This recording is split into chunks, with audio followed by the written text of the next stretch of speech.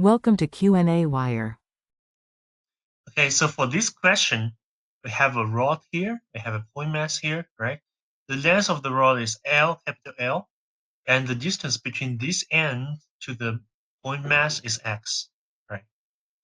So if we only take a tiny part from the rod here, like this shadow part, suppose the length of it is very small, we call it dl, and the mass of it is dm, right?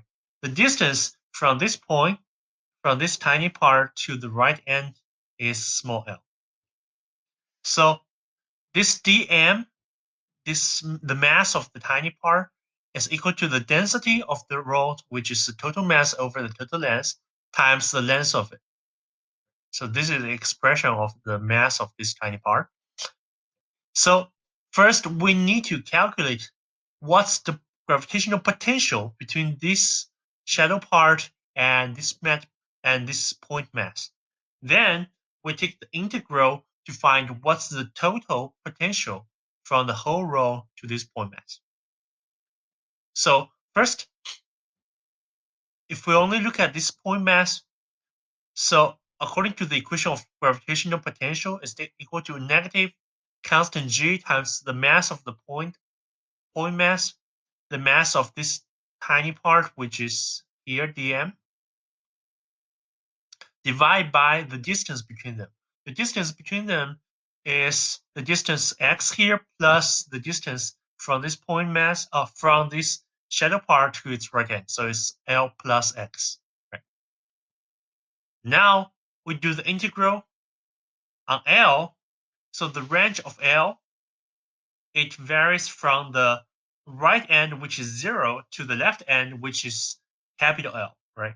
So we put this equation here. We do the integral from 0 to L on dl, and we can get the expression negative g small m capital M over the length of the rod times the natural log 1 plus L over x. So when x is way much larger than L, this term becomes very small, close to 0. And this ln 1 plus a very, very small number is close to the very small number itself.